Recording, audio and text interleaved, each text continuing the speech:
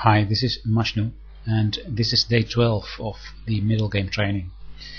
We have a position that was played in the game between Arnold with white and Chigorin with black in St. Petersburg, 1885.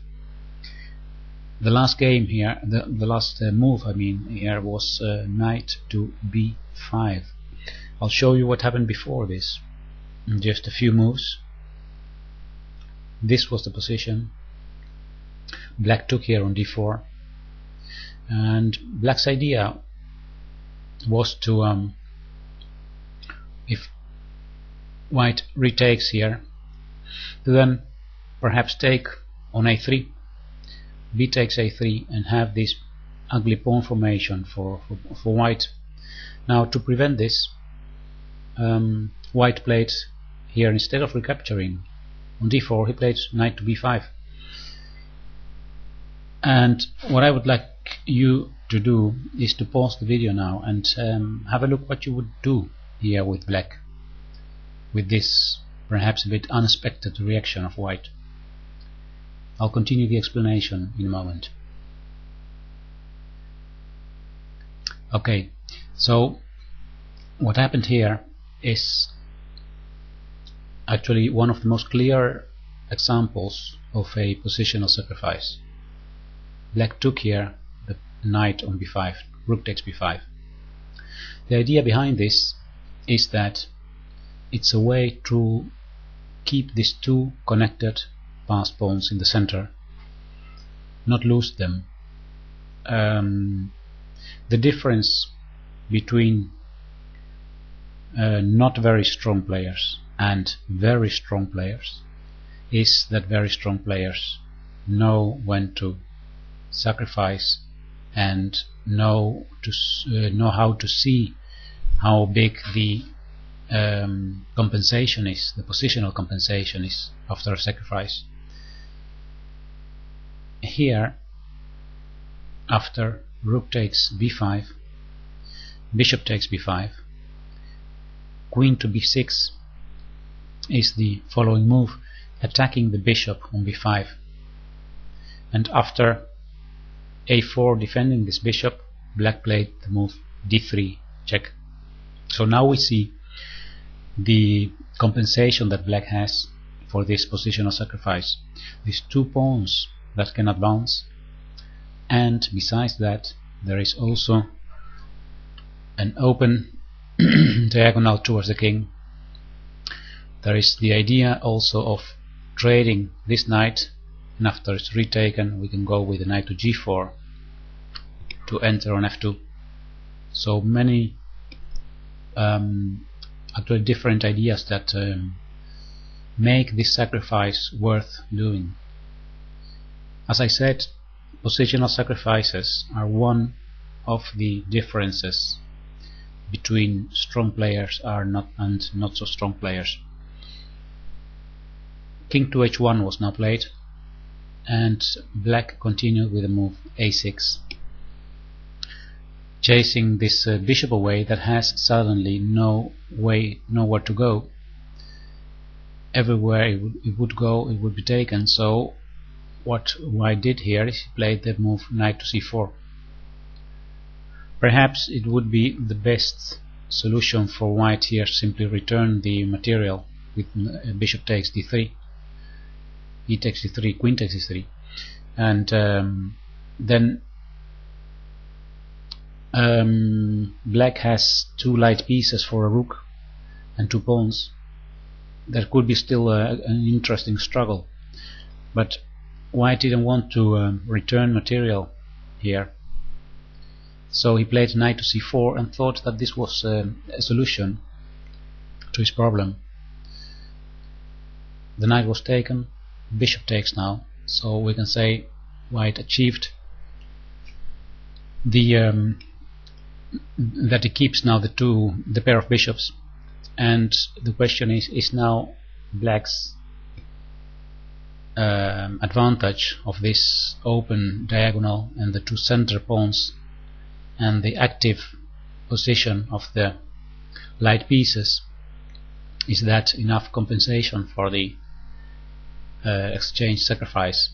Well, the answer is absolutely yes.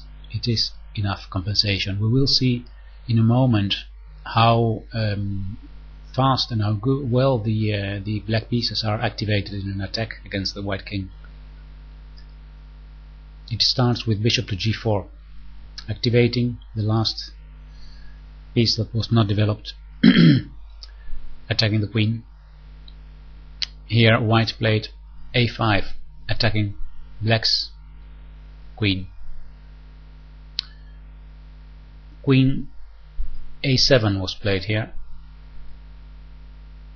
Perhaps a slight inaccuracy. There is another variation that is very strong, and that's to play the queen to c5, where it's actually more active, since it attacks the bishop here, it stays on the same diagonal, and it has also the option of going to the king side. Here, if, for example, queen to b3 to defend the bishop, then bishop e2 follows, attacking the rook. If the rook goes to e1, then follows queen to f2, attacking the rook again. The rook must go now to g1, and now knight to g4 follows, and the attack continues, already threatening knight takes h2, followed by queen to h4 checkmate if the knight is taken. So this is an example of the possible continuations. By the way, here, if after bishop to e2, if white doesn't play rook to e1 but rook to g1 right now, then simply knight to g4 immediately, with threats of giving mate in one move on f2, and the attack of black is very strong. But let's go back, because in the game black played, instead of queen to c5, queen to a7. The answer of white was queen to a4, and actually he's moving his queen away, but he's moving the queen away actually from the defense as well. So it would have been better to stay here on these squares, defending the square f2. So if here bishop to e2 again, the possible move now is rook to f2, because of this queen staying on e1. Still, black has a beautiful position, and he can continue activating his pieces, for example with rook to c8. But this didn't happen in the game. In the game white played the queen to a4, and now the continuation is bishop to e2, attacking the rook. The rook went to e1, knight to g4 was played now, and white played h3. Notice that if white doesn't do anything against this knight on g4, for example, let's say he plays bishop to d2, then we have this pattern that many of you have seen, and if you haven't seen this before, you will find this wonderful. It's a very famous mate here with knight to f2 check, king g1. Now knight to h3 double check, the queen and the knight gives check, so the king must go to h1 back, and now queen to g1 check. After rook takes queen, then knight f2 is checkmate, a beautiful queen sacrifice. So this pattern was arising there, so white decided to move h3 to prevent this. So white now has an escape square on h2. Nevertheless, black continued the attack very strong by playing queen to f2. Here white played bishop to d2 now. Taking the knight is a mistake, although actually in every variation white loses here. In this case, queen to h4 check follows. King goes to g1, and now bishop c5 is almost checkmate. The only possible move is now bishop to e3, but then bishop takes e3, checkmate follows. So taking the knight on g4 is not a solution. In the game, bishop to d2 was played, and now followed bishop to c5. And here, in fact, white could have resigned. He didn't. He continued with bishop to f7 still, after rook takes f7, queen e8 check, king h7, and he took the rook.